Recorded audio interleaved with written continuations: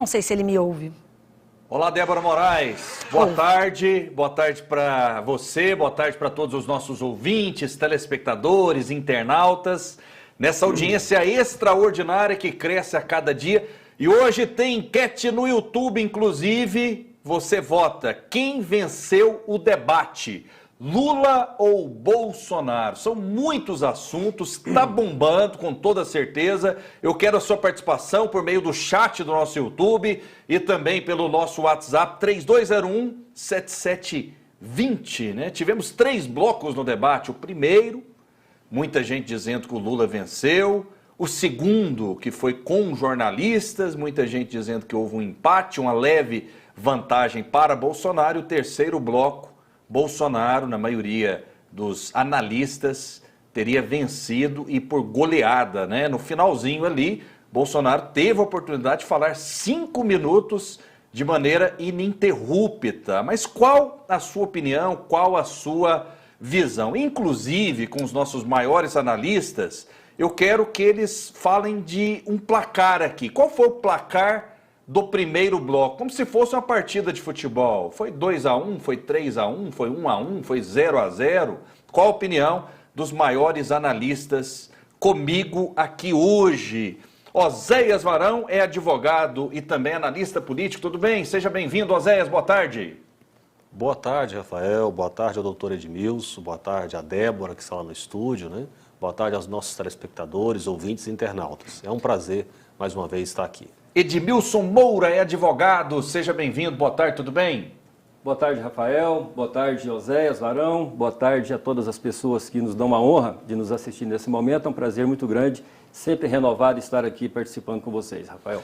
Muito bem. Nessa primeira participação, a gente vai fazer um aquecimento, mas eu já quero o placar de cada bloco aqui. Vou começar com o Edmilson. Placar do primeiro bloco em que os assuntos foram favoráveis a Lula, né?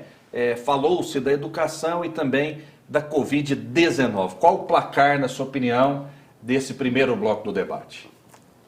Rafael, é um pouco difícil quantificar aquilo que de fato não é quantificável.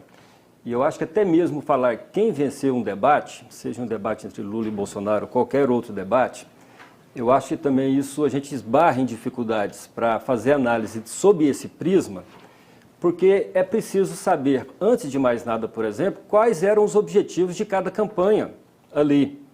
A gente sabe que houve uma diferença de 6 milhões de votos no primeiro turno, e é claro que ali os candidatos tinham objetivos distintos. Lula tinha o objetivo de tentar manter e consolidar, e o Bolsonaro, naturalmente, tinha o objetivo de tentar tirar a diferença. Bem, me parece que nenhum dos dois candidatos, se preocupou tanto, ou os comandos das campanhas, as assessorias, talvez não tenham se preocupado tanto com aquilo que era o que eu faria, ou pelo menos era o que eu diria, se eu fizesse parte do time de um dos dois, que seria uma atuação mais voltada para a conquista de voto dos indecisos. Acabou que eu acho que concordo com a análise que você fez inicialmente, de que o Lula se ouve melhor no primeiro bloco. No segundo, houve um equilíbrio maior. E no terceiro, Bolsonaro foi melhor. Mas me parece que ambos falaram muito ainda para os convertidos, para o seu eleitorado já fiel. Então, eu diria que Lula venceu por 1-0, 2-1, etc. e tal, mas isso é um chute, né? No primeiro bloco? O primeiro bloco, sim. E no segundo? Segundo, eu daria 1-1. Pode ficar livre para opinar. E no terceiro? Eu daria 2-1 para o Bolsonaro. Então ficou empatado dessa Eu acho que sim, e acho mais. Sim. Adiantando já uma posição, minha impressão é que nenhum dos dois saiu dali com votos novos. Eu acho que, como eu disse agora há pouco, eu acho que ambos falaram... Ninguém mudou o voto para você, então? Eu acho que não. Assim, quando a gente fala ninguém, é claro, numa margem estatística vai ter um ou outro que vai, mas não de forma relevante. Ok. Oséias Varão, a gente bem rapidinho nesse início, na sua visão, quais foram os placares? Primeiro bloco, segundo bloco e terceiro bloco? Eu concordo, né, que no primeiro bloco houve ali um certo domínio do ex-presidente Lula, até porque, para o presidente Bolsonaro, quando ele entra nesse assunto da Covid, já se prevaleceu, já dominou uma narrativa contrária ao presidente, principalmente porque a grande mídia massacra a opinião pública com algumas inverdades acerca desse assunto. Por exemplo, que o presidente Bolsonaro não queria comprar vacina, não quis comprar vacina, o retardou a compra da vacina. Isso é uma falácia, uma mentira evidente, mas de tanto repetida, isso acabou colando na cabeça de algumas pessoas, principalmente porque a grande mídia e a oposição ao presidente martelam isso todos os dias sem parar. Então, o presidente respondeu na minha visão adequada, mas é um terreno, às vezes, difícil para o presidente lidar por causa das convicções que já se consolidaram. Concordo que no segundo bloco houve uma situação de equilíbrio e no terceiro bloco, na minha visão... Mas eu quero o seu placar. Qual o placar do primeiro bloco? Não, eu diria 1-0 para o Lula, né, no primeiro. Para o Bolsonaro, eu acho que houve um empate de 1-1 no segundo. E no terceiro bloco, o presidente Bolsonaro, na verdade, massacrou. Eu diria assim 10-0, né? Porque foi um massacre total em todos os níveis que você quiser fazer. No terceiro bloco, o presidente Bolsonaro realmente deu uma lavada no ex-presidente Lula. Então dá para colocar uma manchete. Oséias Varão afirma que Bolsonaro goleou no terceiro bloco. Sim, 10-0? Com certeza, com certeza. Tá certo. Vou chamar a Débora Moraes, que tem mais destaques, mais assuntos. Débora. Vamos trazer umas pinceladas, porque eu já falei que foi um formato diferente, né? Ficaram 15 minutos várias vezes ali no embate direto e as acusações seguiram, já esperando aí a parte, né, sobre corrupção, sobre mentira, mas tudo aconteceu dentro de um respeito mínimo ainda, que com algumas palavras mais fortes dos dois lados. Então, entre farpas, houve até espaço para algumas provocações que terminaram um clima de descontração e até sorrisos esboçados. Quando eles falavam, por exemplo, do enfrentamento da pandemia, Lula chamou Bolsonaro de rei da fake news e falou de estupidez. Vamos relembrar. Essa não. Não, quando ele senta o... Não, é que eu deixo aqui esperar. Nós colocamos o vídeo errado. Inclusive, esse vídeo foi no final do debate. Daqui a pouco a gente mostra ele. Deixa eu ver se a produção chama. Que no final, Lula falou que o fotógrafo lá, falaram primeiro que era o assessor, mas era o fotógrafo que estava um pouco... falou um palavrão. Daqui a pouco eu volto. Será que o pessoal já tem aí o videozinho, gente, do fake news? Não mandaram, Rafael? Deixa, comenta daí que o povo lá hoje deu uma enrolada. Pois é, Débora. São muitos detalhes a respeito, né, do debate. Daqui a pouco uma notícia, atenção, é uma notícia muito séria, né? Evento de Tarcísio foi cancelado por conta de tiroteio. Algumas pessoas estão especulando que ele pode ter sido vítima de um atentado. Ninguém está ferido até o presente momento.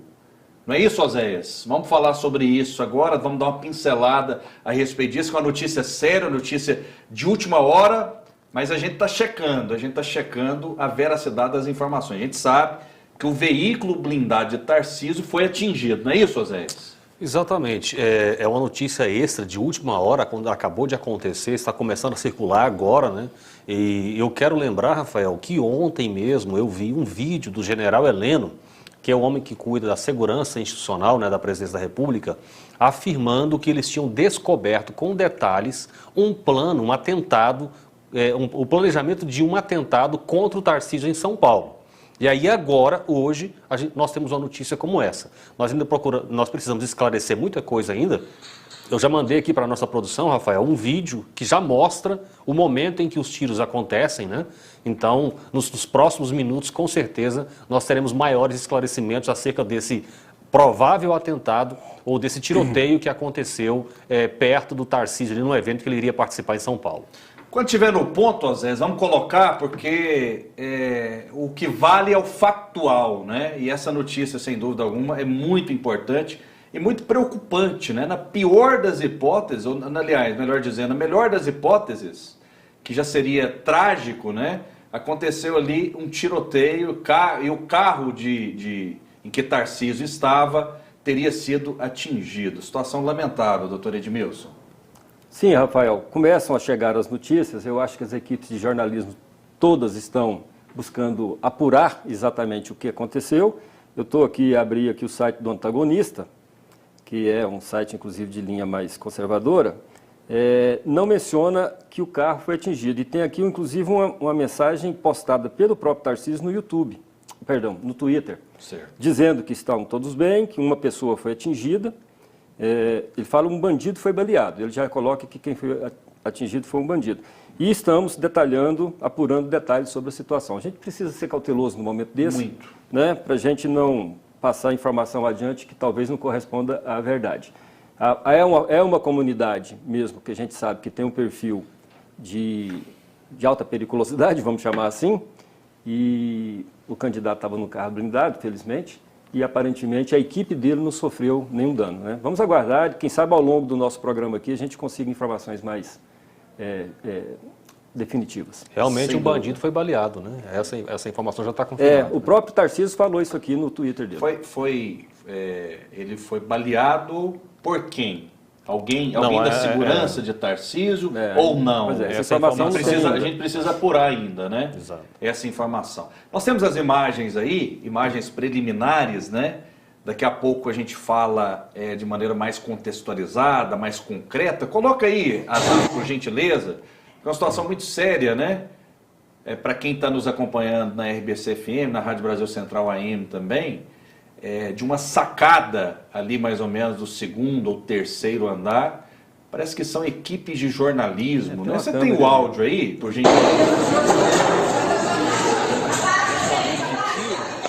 E aí o desespero total. Na sequência da imagem a gente vai ver uma correria muito grande. A gente está vendo ali cinegrafistas, tripés, enfim, situação muito séria que a gente vai averiguar, a gente vai checar, né? Imagens da periferia de São Paulo, em uma comunidade, enfim, uma situação muito complicada, uma situação muito difícil, e daqui a pouco a gente traz mais detalhes aqui no Jornal Brasil Central. Débora Moraes. Esse detalhe eu estou averiguando, Rafael. A Juliana Martins de Brasília, ela me mandou agora umas informações que uma agenda do candidato ao governo de São Paulo, Tarcísio de Freitas, foi interrompida por um tiroteio na manhã de hoje na comunidade de Paraisópolis, na zona sul de São Paulo. E as informações são de que os criminosos atiraram contra o prédio onde Tarcísio estava. Então a equipe chegou a ficar no chão por conta dos tiros, mas foi retirada do local sem feridos. Tarcísio confirmou esse atentado, segundo ele, todos estão bem. Ele, inclusive, elogiou o trabalho da Polícia Militar de São Paulo, que teve, de acordo com ele, uma atuação brilhante. E ele falou também que um bandido foi baleado e que os detalhes estão sendo apurados. Essa informação chegou agora à nossa repórter Juliana Martins. Inclusive, está no Twitter de Tarcísio Gomes. Ele postou que todos estão bem e estão lá no Polo Universitário de Paraisópolis, atacados por criminosos. Equipe de segurança reforçada. Tenso. E agora a gente volta para, as pérolas e os enfrentamentos do debate. E agora sim a gente tem o vídeo do Lula chamando o Bolsonaro de rei da fake news, para a gente acompanhar primeiro essas farpas que rolaram no início. Então, senhor Lula, não continue mentindo, pega mal até para a sua idade. Pelo seu passado, não vou dizer que o seu passado é lamentável. Mentira é você. Mentira é você. Porque os números estão ali na empresa todo dia. Você é o rei da fake news, é o rei da estupidez. E aí, em resposta, Bolsonaro não deixou de alfinetar Lula, dizendo também que o petista teria feito discurso em cima do caixão da esposa, Marisa Letícia. Fez discurso em cima do caixão da esposa e está se comovendo pela sogra. Senhor Lula, entenda uma coisa, senhor Lula. Entenda uma coisa, por favor. Os enterros eram com caixão lacrado. Ninguém podia o enterro. Nem familiares. E eu visitei hospitais sim. E o senhor não tem conhecimento. Só que eu não preciso fazer propaganda do que faz. Em um dos momentos, Lula confundiu o valor do auxílio emergencial e falou em 600 mil. Bolsonaro não deixou passar também e corrigiu. Vamos ver. Vou até me aproximar da Câmara para dizer que o Partido dos Trabalhadores tinha proposto, antes de votar os 600 mil reais de auxílio emergencial, quando o presidente então propunha 200. Primeiramente, o senhor Lula confunde auxílio emergencial com Auxílio Brasil. O auxílio emergencial de 600 reais. E o senhor que fala tanto de pobre, deixar bem claro, durante o ano 2020, quando o povo foi obrigado a ficar em casa, não por decisão desse presidente, mas por decisão de muitos governadores do seu partido, eles iam morrer de fome. Eles estavam nervosos, né? Confundiram dados, números, estavam roucos ali naquele começo. E, em resumo, gente, os candidatos gastaram a maior parte, né, da munição mirando nas fragilidades do adversário, com o petista criticando a atuação do presidente na pandemia da Covid-19 e o candidato à reeleição criticando a corrupção na Petrobras. Vamos lembrar esse trechinho também. Mas eu vou perguntar de pandemia. O Brasil tem 3% da população mundial. E o Brasil teve 11% das mortes da pandemia no mundo.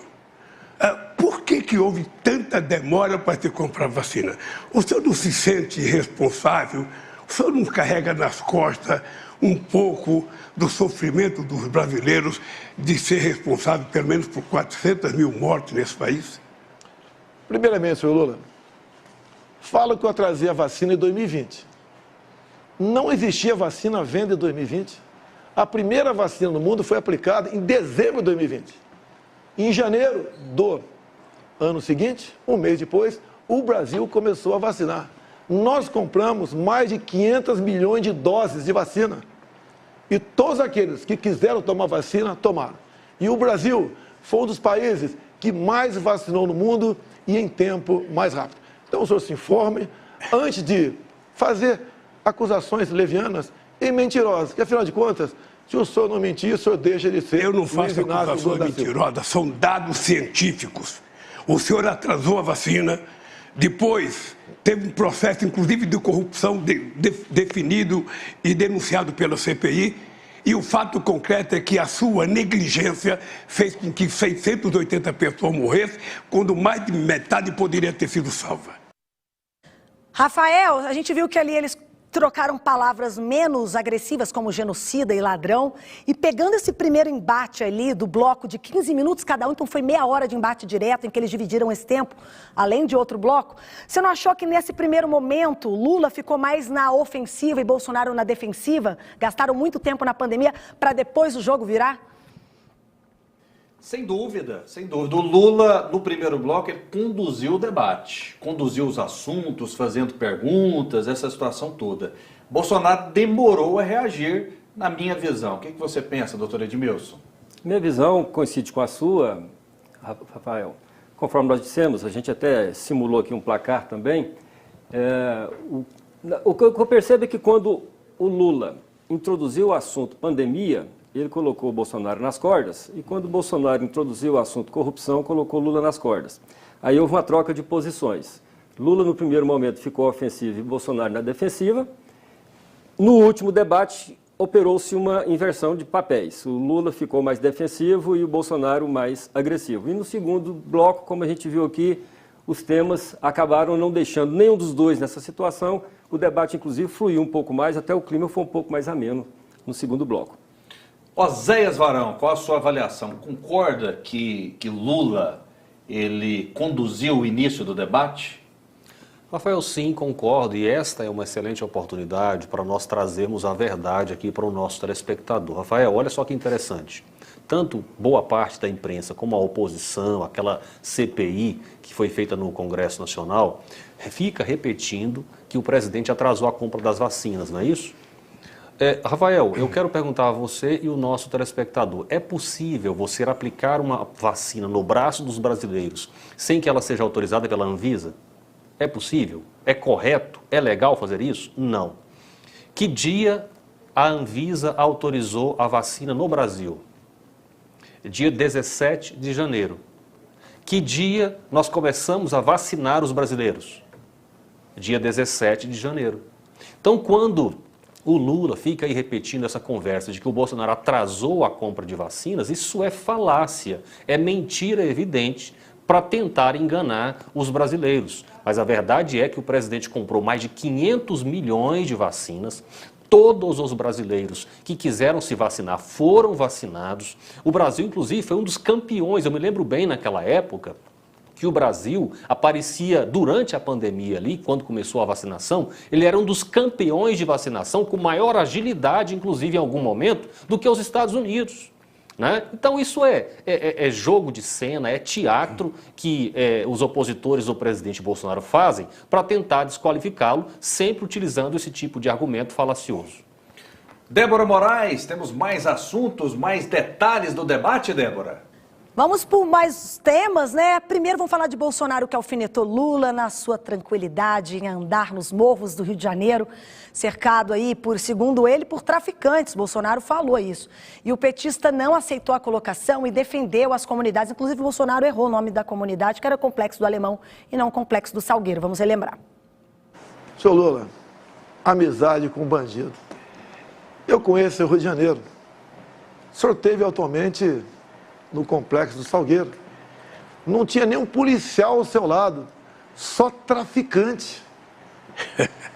Tanto é verdade a sua afinidade com traficantes, com bandidos, que nos presídios do Brasil, cada 5 votos, o senhor teve 4 votos.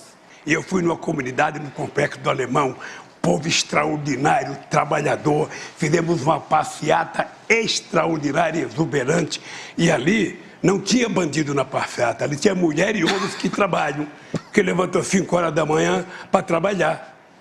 Os bandidos só sabem onde estão. Os bandidos, sabe, tinha um vizinho seu que tinha 100 armas dentro de casa, só sabe. Esse não era da favela do Complexo do Alemão. Esse, quem sabe, morava num apartamento na Avenida Copacabana. É achar que o bandido está só no lugar dos pobres?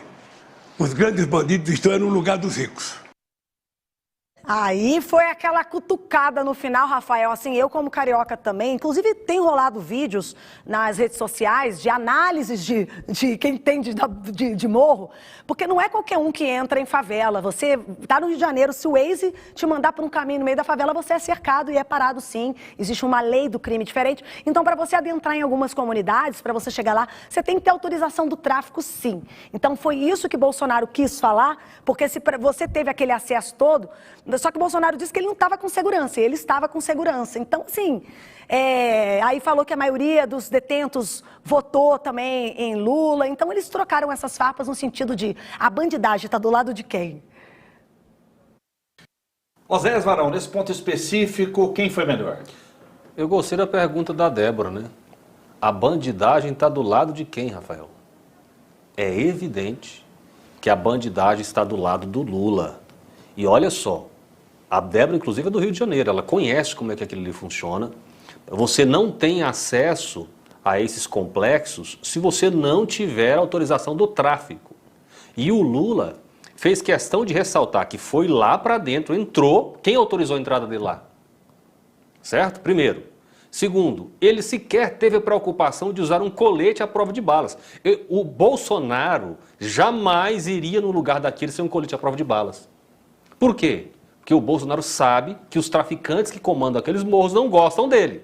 Agora, para o Lula se sentir tão à vontade num ambiente dominado pelo tráfico, nós temos que reconhecer que, no mínimo, existe algum tipo de cumplicidade entre eles. É exatamente isso que está acontecendo. Acho que o presidente Bolsonaro, inclusive, quis deixar isso muito claro quando ele disse, inclusive o que é verdade, Rafael, que nas prisões brasileiras, de cada 5 votos, o Lula ganhou 4. Ora, e você que está me assistindo, você está do lado dos brasileiros que votam contra os bandidos ou do lado dos brasileiros que votam junto e tem o mesmo candidato dos bandidos?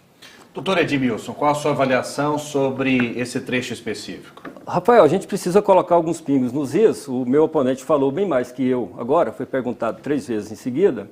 E como só ia acontecer, falou em verdades. E é preciso que a gente faça essas correções. Primeiramente, eu queria pedir a permissão para voltar, talvez para arrematarmos o tema da Covid, da pandemia e das vacinas. Todo mundo conhece frases do tipo, eu vou comprar vacina só se for na casa da tua mãe. O ministro Pazuello comprou vacina, foi desautorizado em público e depois ele mesmo apareceu com aquele ar de capacho que ele tem, dizendo, é simples assim, aqui um manda, o outro obedece, porque a compra foi cancelada. Todos nós sabemos o tempo que demorou para responder o e-mail da Pfizer, a Pfizer oferecendo vacinas a um preço muito interessante, porque queria inclusive usar o Brasil como vitrine para vender para a América Latina inteira. Não houve resposta, e-mails. Quando apareceu a Covaxin, aí sim houve pressa, por quê? Porque tinha um subtenente de Minas Gerais que estava envolvido no esquema bilionário de propina, e aí houve interesse em adquirir. Então não é verdade que Bolsonaro foi pró-vacina, muito pelo contrário, ele inclusive decretou sigilo de 100 anos no seu cartão de vacina, e ninguém sabe até hoje se ele se vacinou ou não. E fez campanha contra a vacina, falou que ia virar jacaré, falou que tinha gente que pegava outra doença, etc. e tal. É importante que a gente coloque isso bem às claras. Segundo ponto, voltando agora ao tema que você toca, Bolsonaro tratou todos os habitantes daquela comunidade como bandidos. Isso é um equívoco muito grande, inclusive no chefe de Estado. Não se pode fazer assim. Lula lembrou bem, ele tem trabalhadores, gente pobre, que levanta de madrugada e vai trabalhar. Ora, vamos pegar o mapa da votação no Rio de Janeiro e vamos ver quem é que foi o grande vencedor nas áreas onde a milícia domina. Bolsonaro deu uma goleada estrondosa no Lula. Por quê? Porque todo mundo sabe das ligações que Bolsonaro tem com a milícia. Homenageou o miliciano da tribuna da Câmara, empregou miliciano no seu gabinete como assessor, mãe de miliciano, vizinho do miliciano envolvido na morte de Marielle. Isso aí também é um mistério que um dia será revelado, até que ponto, sabe-se lá se o próprio presidente não tem ligações com esse fato. O fato é que um candidato a presidente tem que ir sim visitar todos os locais, evidentemente, porque o Lula quer o voto daqueles moradores ali. E certamente se ele for lá buscar é porque ele não tem. Agora, nas áreas de milícia, sim, Bolsonaro não precisa ir, porque ele está tranquilo. Muito bem. Débora Moraes, temos mais assuntos, Débora, mais trechos do debate? Temos sim, porque o fogo cruzado começou até antes, gente, mesmo do debate, quando Lula chegou lá na Band usando um broche com o símbolo da campanha nacional de combate à violência sexual infantil, que tem como slogan "Faça bonito, proteja nossas crianças e adolescentes". E o debate foi exatamente no dia seguinte em que Bolsonaro virou assunto nas redes sociais com a associação à pedofilia, por ter dito, foi um recorte de um vídeo que pintou um clima quando viu meninas venezuelanas adolescentes arrumadas para ganhar vida durante um passeio de moto em São Sebastião, no Distrito Federal. Bolsonaro disse ter sido vítima de uma acusação infame, sórdida. Lula aproveitou para alfinetar o adversário. A gente vai mostrar os dois lados desse embate. Vamos ver primeiro o Lula. Mentiroso é você. Você mente todo dia. Você mente e desmente, mente e desmente. Você foi obrigado a acordar 1h da manhã hoje para fazer uma live por causa da mentira que você tinha que contar ao povo brasileiro. Você sabe disso. E Bolsonaro aproveitou exatamente o debate para ler a decisão do STF sobre as postagens do vídeo da citação. E diz a sentença aqui, a postagem realizada pela representada Gleisi Hoffmann, presidente do PT, em 15 de outubro agora, se descola da realidade, por meio de inverdades, fazendo uso de recortes e encadeamentos inexistentes de falas gravemente descontextualizadas do representante Jair Bolsonaro, com o intuito de induzir o eleitorado negativamente. Tal contexto evidencia a divulgação de fato sabidamente inverídico, notadamente por se tratar de notícia falsa divulgada durante o segundo turno da eleição presidencial. Mas parece que divulgar fake news compensa, porque o assunto já viraliza, um monte de famoso posta, Xuxa postou, até atirou, mas aí tem gente que repercute esse assunto achando que de fato está ligado à pedofilia. Doutor Edmilson, qual a sua visão sobre esses cortes, muitas vezes descontextualizados, e já tem a decisão do TSE proibindo o assunto, ligando o Bolsonaro à pedofilia, doutor Edmilson? Rafael, eu acho que o tema não está descontextualizado porque ele saiu da boca do presidente. Foi uma frase dita por ele. Eu acho que é incabível, nesse caso, falar que Bolsonaro atuou como pedófilo ou que há algo de concreto nesse sentido. Evidentemente, não há que falar-se nisso. Agora, vamos lembrar da mulher de César, que não basta ser honesta, tem que parecer honesta. Por quê? Porque de quem ocupa cargo público, nós estamos falando aqui do cargo número 1 da nação de 220 milhões de habitantes, dessa pessoa se espera uma conduta que esteja acima das dúvidas. Ora, um presidente da República não pode dizer que viu uma menina de 14, 15 anos e que pintou um clima. Que foi essa a expressão que ele utilizou. E aí há outros vídeos circulando também nas redes, mostrando outros contextos em que Bolsonaro usou a mesma expressão de pintou o clima e todas elas de conotação sexual.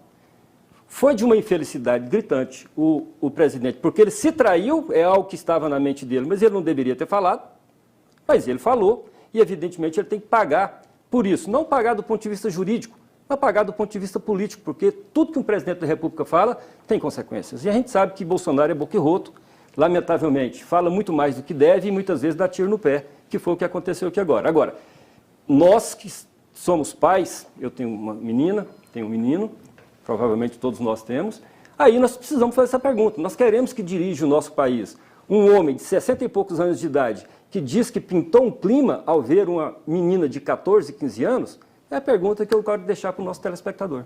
Oséias Varão, qual a sua avaliação sobre esse tema no debate? Rafael, o próprio doutor Edmilson disse que não há como acusar o presidente de pedofilia com base nesse vídeo. Ocorre, doutor, que não foi isso que o PT, que os militantes do PT, que a presidente do PT fizeram. Eles publicaram vídeos acusando o presidente Bolsonaro de pedofilia. É esse tipo de gente que a gente quer que governe o Brasil? Pessoas que façam acusações irresponsáveis, inconsequentes e completamente falsas. É esse tipo de gente que a gente quer que governe o Brasil. E não foi só isso. Há poucos dias, eles também acusaram o Bolsonaro, com base em uma fala também descontextualizada, de canibalismo. Eles queriam dizer que o presidente Bolsonaro era um canibal. Esse vídeo também foi tirado do ar pelo Tribunal Superior Eleitoral. Ou seja, você que está me assistindo, acredita mesmo nesse tipo de conversa, nesse tipo de mentira do PT, de que nós temos um presidente que é canibal e é pedófilo, quando este presidente, o contexto é esse. É quem luta para aprovar no Brasil a castração química de estupradores.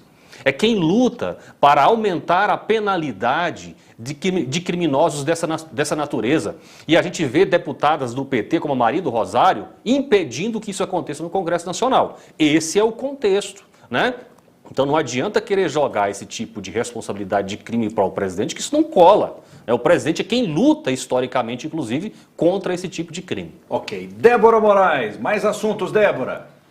Vamos para o assunto do meio ambiente, antes de a gente falar de um silêncio, né, entre eles. Olha, outro que gerou embate foi a transposição do Rio São Francisco. Ambos os candidatos defenderam a participação no mérito. Lula chamou Bolsonaro de cara de pau, dizendo que fez 88% da obra, e Bolsonaro disse que concluiu coisa que no governo Dilma não foi feito. Vamos ver. Devia ser prioridade total tua. Prioridade número 1 e não 0. Prioridade número 1 e não fez isso. Negou água para o povo nordestino. O senhor realmente é uma pessoa fantástica em falar em vergonha nacional. Olha, eu vou contar uma coisa. Se tem uma coisa que é cara de pau, é o cara de pau desse cara. Porque eu fiz 88% das obras do São Francisco. Ele fez 3,5%. 3,5%. E vou emendar aqui, gente, porque eles disputaram também sobre quem desmatou menos. Bolsonaro pediu para que Lula ficasse do lado dele, falou, ó, fica aqui, pediu para que o eleitor até desse um Google lá no desmatamento em ambos os governos para comparar, e Lula retrucou. Ouve só. Então fica aqui que eu explico. Tá bem. Pode ficar aqui? Pode. Dá um Google em casa aí. Desmatamento, 2003 a 2006. 4 anos do governo Lula. Depois dá um Google, desmatamento, Jair Bolsonaro, 2019 a 22. Eu vou lhe falar uma coisa, pode dar um Google, pode dar o que você quiser, você vai perceber que quando eu ganhei as eleições, tinha um desmatamento de 27 mil quilômetros, caiu para 4 mil quilômetros. O Brasil participou da COP15 em Copenhague, participou do Encontro de Paris, em que o Brasil era elogiado porque o Brasil era o país que menos desmatava e que mais cuidava da questão ambiental. Foi até engraçado. Vocês deram um Google? Eu dei um Google, mas depois eu me perdi. Falei, vou dar Google nada. Mas foi até hilário esses momentos aí. Foram. Enfim, a resposta de Bolsonaro foi surpreendente. Qual a sua visão, Oséias Varão? Quem ganhou esse momento específico? Rafael, para quem acompanha esse debate, como eu tenho procurado acompanhar, eu já sabia dessa informação, né? De que durante o governo Lula, o desmatamento foi muito maior do que durante o governo Bolsonaro. E aí é mais uma evidência, né, de que o ex-presidente Lula começa, ele às vezes posa, né, de alguém que faz tudo certinho, que não tem, né, nenhum problema na vida dele, na verdade ele é um santo, né? Então, só que a gente sabe que isso é mentira. E aí, quando você tem um dado concreto, evidente como esse, para mostrar, para deixar bem evidente de que ele está mentindo, é muito bom. Eu acho que o presidente Bolsonaro se saiu muito bem. A outra questão que foi tratada foi a questão da transposição do Rio-São Francisco, né? Que o ex-presidente Lula executou uma boa parte da obra envolvida em corrupção, não terminou, a obra ficou parada, abandonada, e depois o presidente Bolsonaro assumiu e concluiu a obra, inclusive eliminando todo o sistema de corrupção que acontecia ali. Doutor Edmilson. Rafael, mais uma vez a gente precisa colocar alguns pingos nos is e colocar a verdade factual, não a verdade narrativa. Isso é muito comum em redes sociais. Por acaso eu estou aqui com um gráfico do Sistema de Alerta de Desmatamento do Amazon, que é um órgão público, é um órgão federal, com o gráfico da área de floresta derrubada na Amazônia de janeiro a agosto, em quilômetros quadrados. Só tem um de 2008 para cá. A gente sabe que Lula deixou o governo em 2010, 12 anos atrás. E ele deixou, inclusive, a transposição do Rio Francisco muito bem adiantada, com 88% mesmo. Dilma fez um pouco, Temer fez um pouco, Bolsonaro veio, empurrou a bola para dentro do gol e acha que a jogada todinha foi ele que fez. Bem, aqui nos dados que eu tenho aqui, de janeiro a agosto de 2022, 7.943 quilômetros quadrados já é recorde. Se o ano terminasse hoje, nós já teríamos o maior desmatamento da história do país nesse ano de 2022, mas a gente sabe que vai até 31/12. E esses números aqui certamente passarão de 10 mil quilômetros quadrados. Não houve até hoje. Ano passado foi 7.715, porque a gente mostra um gráfico ascendente, uma curva ascendente no gráfico, a partir da posse de Jair Bolsonaro em 2019. Era 3.914 no governo Temer, passou para 4.234 no primeiro ano do governo Bolsonaro, 5.190 em 2020, 7.715 em 2021, 7.943 em 2022, somente até agosto. Restam 5 meses aí para serem computados. Ou seja, o Brasil é um pária hoje, do ponto de vista de política ambiental. O acordo União Europeia e Mercosul, inclusive, está engavetado porque a União Europeia já disse que não vai estabelecer nenhum tipo de acordo com um governo que desmata. Nós, inclusive, perdemos a ajuda que tínhamos de bilhões de dólares para fazer política de sustentabilidade da Noruega, porque todo mundo sabe que a Amazônia está derrubando sua floresta, tem gente derrubando lá, inclusive com a conivência dos órgãos de fiscalização, e os garimpeiros estão também tomando conta das terras indígenas. Débora Moraes, mais assuntos, Débora. Vamos trazer aqui esse momento no debate em que Bolsonaro tocou o Lula, é o que viralizou nas redes sociais, né? Encostou, acho que deve ter sido a primeira vez. Os presidenciáveis ficaram até em silêncio logo depois, o que foi até um pouco constrangedor, veja só. Eu vou pegar o seu sigilo e vou mandar o povo brasileiro saber por que você esconde tanta coisa. Afinal de contas, se é bom, não precisa esconder. É isso.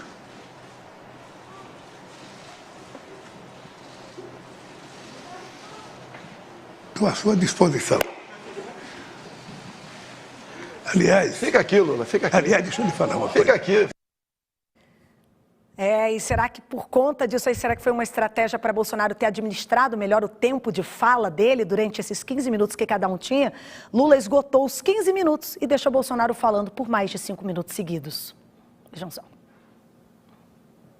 Alguém que cuide do povo, alguém que cuide da mulher, do trabalhador, alguém que cuide, que tenha... Candidato Lula, o seu tempo acabou. É que eu fico empolgado. Muito obrigado. Quem cuida do povo sou eu. Foi um grande finale, né? Até os comentaristas do UOL, né, o portal que também estava cobrindo, avaliaram que Bolsonaro se saiu melhor nesse terceiro bloco, nesse final, contrastando com o primeiro. Vamos ver. Esse terceiro bloco, a gente viu que o Bolsonaro ficou com mais tempo no final, ele conseguiu pautar como tema principal desse bloco a questão da corrupção. Eu queria uma avaliação sua sobre esse terceiro bloco. Quem saiu melhor, quem perdeu, quem ganhou?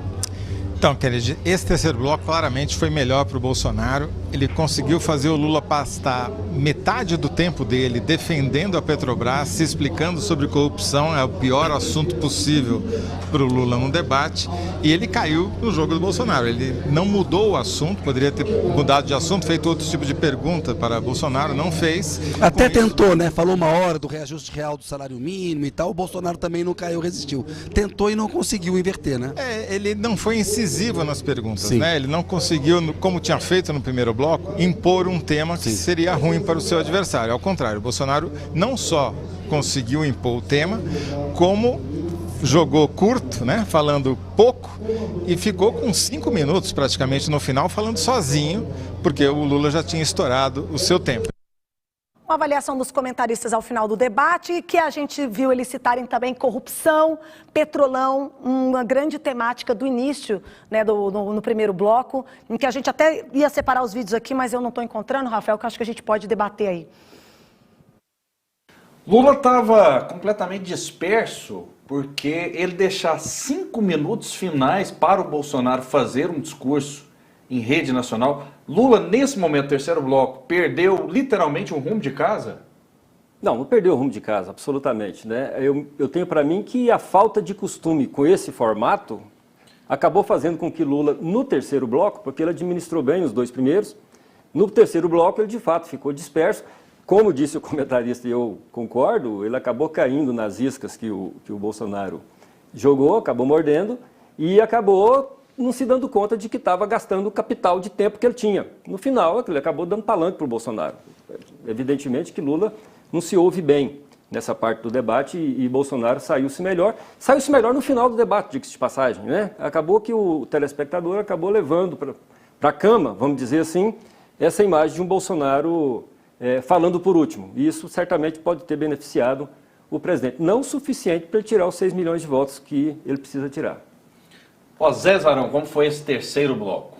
Rafael, primeiro eu quero parabenizar o doutor Edmilson, porque é poucas vezes que eu debato com alguém assim, apoiador do presidente Lula, que demonstra honestidade intelectual. Eu estou percebendo que ele faz isso, isso é muito bom. Eu gosto de debater com pessoas assim que não fica tentando tapar o sol com a peneira.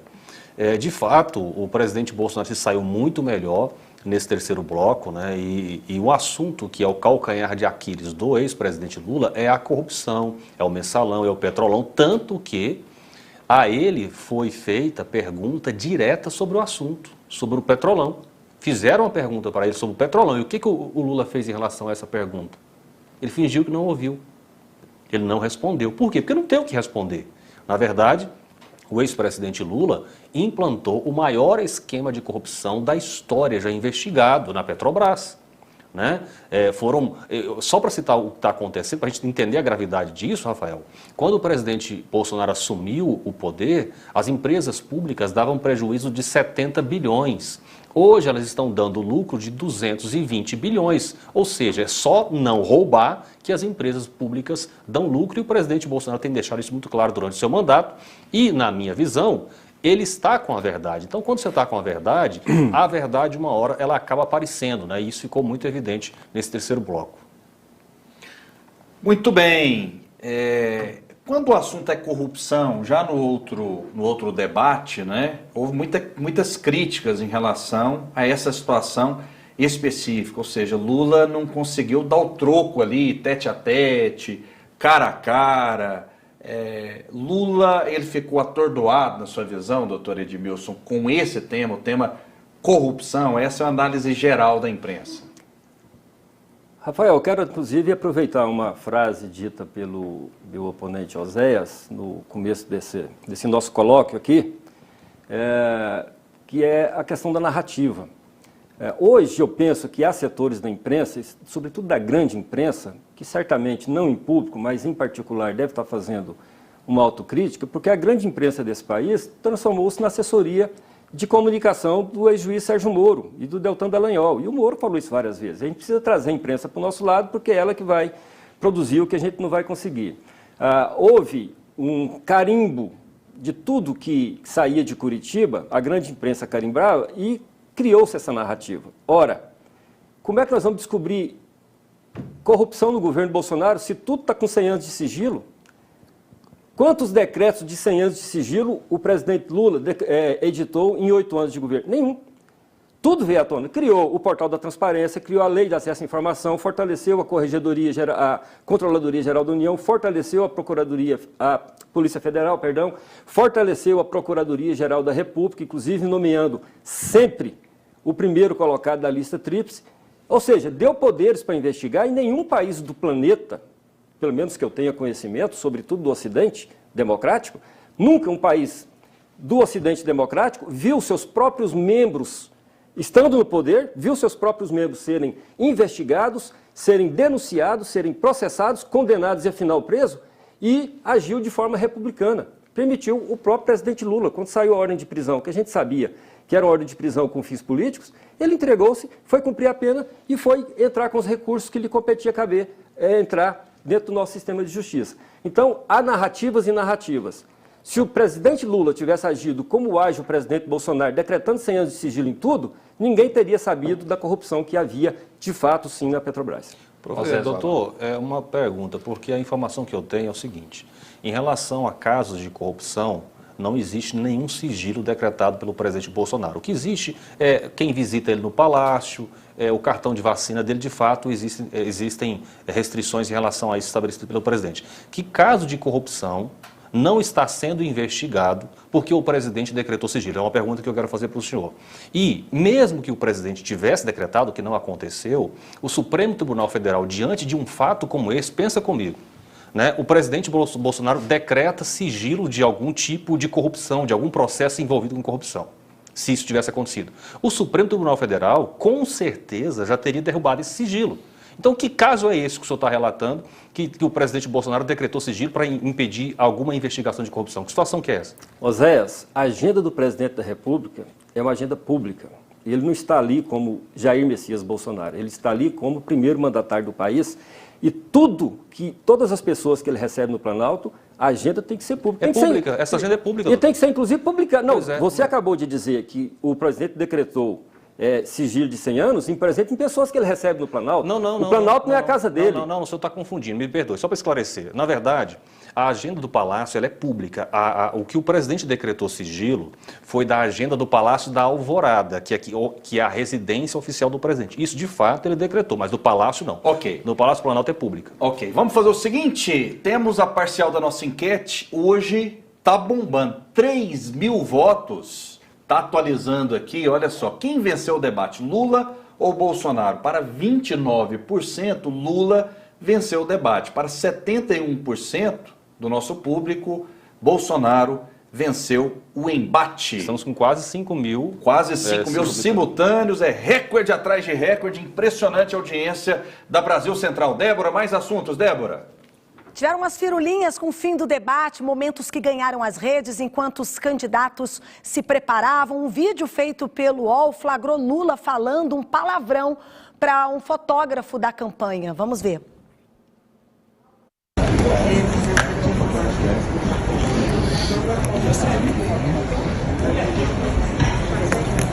Não, quando ele senta ó. Não, é que eu deixo aqui esperar ele sentar pra ver. Porque você não sabe porra nenhuma. Já a apresentadora Fabiola Cidral disse que no primeiro bloco, Carlos Bolsonaro, filho do presidente, estava agitado nos bastidores tentando mandar um recado para o pai. Olha só.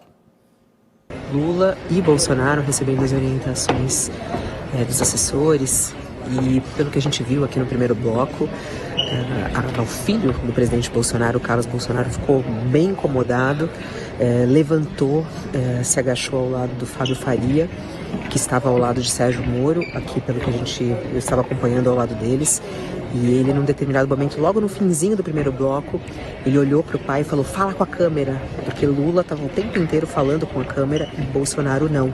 Ele falou, fala com a câmera, olha para a câmera, e aí Bolsonaro fez isso na última resposta. Lembrando que Carlos, filho, está participando da campanha do pai e foi hostilizado nessa última sexta-feira, segundo o site Antagonista. Ele até teve uma crise de ansiedade e foi levado ao Hospital das Forças Armadas em Brasília. O filho do presidente também protagonizou essa cena onde encosta a cabeça no ombro de um segurança. Isso também viralizou. Apoio político, ou seja, foi uma pessoa que é adequada para falar de adequadas para falar em E os apoiadores de Bolsonaro também estão usando um trecho da fala de Lula, no qual ele diz que é preciso fazer um mutirão na educação para repor as aulas que foram perdidas na pandemia e cita trabalhar nos sábados e domingos. O povo está repercutindo aí.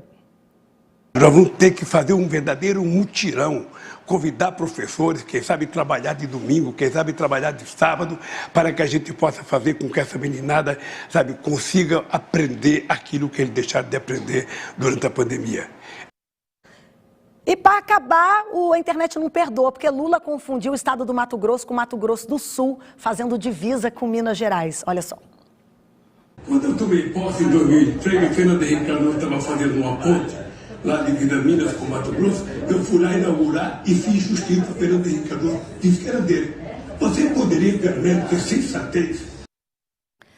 Rafael, é isso, são umas firulas, não sei se vai dar tempo para o Sérgio Moro, para uma pesquisa, mas a gente já coloca aí para amanhã. Vamos lá, se der tempo, pode seguir, Débora. Essa do Sérgio Moro é importante também. Sérgio Pode Moro? seguir. Eu acho que a gente já Sérgio pode até Moro. soltar o vídeo, então, porque a presença de Sérgio Moro na plateia causou um alvoroço, olha só. que tem falado realmente do que aconteceu naquela época, e eu acompanhei muito bem, e ele é um dos responsáveis pelo ressurgimento do Brasil naquela época. Perdemos um pouco, né, com a volta do Lula interferindo em vários setores, mas a gente acredita que a Lava Jato volte a ser uma realidade. De poder do PT, que querem voltar, como diz o próprio Alckmin, querem voltar à cena do crime. Eu acho que isso é inaceitável. Eu preciso chegar na minha casa e poder olhar para o meu filho e dizer que o crime não compensa. E não consigo, nessas circunstâncias, aprovar qualquer volta do PT ao poder. Tenho sim minhas divergências com o presidente Bolsonaro, mas as convergências são muito maiores, e em especial em relação ao fato de que o PT, se nós permitirmos que o PT volte ao poder, eu acho que o Brasil... Não vai dar tempo da gente colocar tudo, Rafael, mas dá para despedir. Foi ali uma reaproximação inesperada. Sim, sem dúvida alguma. Só nesse finalzinho dizer o seguinte, que a gente está apurando a questão de Tarcísio, né?